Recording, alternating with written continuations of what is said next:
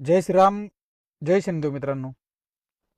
आज खूप दिवसांमधून शनी शिंगणापूर या मुद्द्यावर लाईव्ह आलेलो आहे. त्याला कारण म्हणजे बोगस कर्मचाऱ्यांचे शनी शिंगणापूर देवस्थान या ठिकाणी सुरू असलेले उपोषण. खरं जर बघायला गेलं,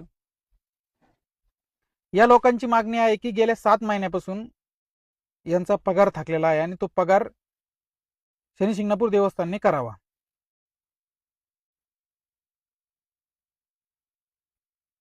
तर शनी शिंगणापूर देवस्थान गेल्या 5 ते 6 महिन्यामधून 5-6 महिने झाले असतील, छान आणि पारदर्शी कारभार या शनी शिंगणापूर देवस्थानच्या माध्यमातून सुरू आहे.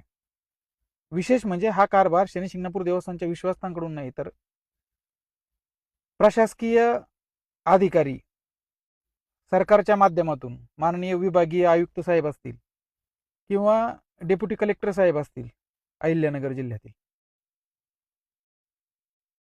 यांच्या मार्फत सुरू आहे. आणि हा कारभार अत्यंत स्वच्छ सुरू आहे. या शनी शिंगणापूर देवस्थानचं उत्पन्न वाढलं. या शनी शिंगणापूर देवस्थानमध्ये भाविकांची संख्या वाढली. या शनी शिंगणापूर देवस्थानमध्ये भाविकांची काळजी घेतली जाते सर्वप्रथम कधीतरी. या शनी शिंगणापूर देवस्थानमध्ये भ्रष्टाचार पूर्णपणे बंद झाला. जे शनी शिंगणापूर देवस्थान भ्रष्टाचाराच्या बाबतीत शिखरावर पोहोचलं होतं, ते शनी शिंगणापूर देवस्थान अगदी रुळावर आणण्याचं काम माननीय विभागीय आयुक्त साहेब असतील यांनी केलं. खऱ्या अर्थाने सर्व भाविकांच्या वतीनं व तालुक्याच्या वतीनं मी माननीय विभागीय आयुक्त साहेब असतील आणि जे काही प्रशासकीय टीम असेल, या सर्वांचं मनापासून आभार मानतो की शनी शिंगणापूर देवस्थानमध्ये एक सर्वात मोठी अडचण भाविकांच्या दृष्टीनं किंवा या देवस्थानच्या दृष्टीनं आणि या गावाच्या दृष्टीनं होती, ती म्हणजे शनी शिंगणापूर देवस्थान मधील लटकू बंद करणे.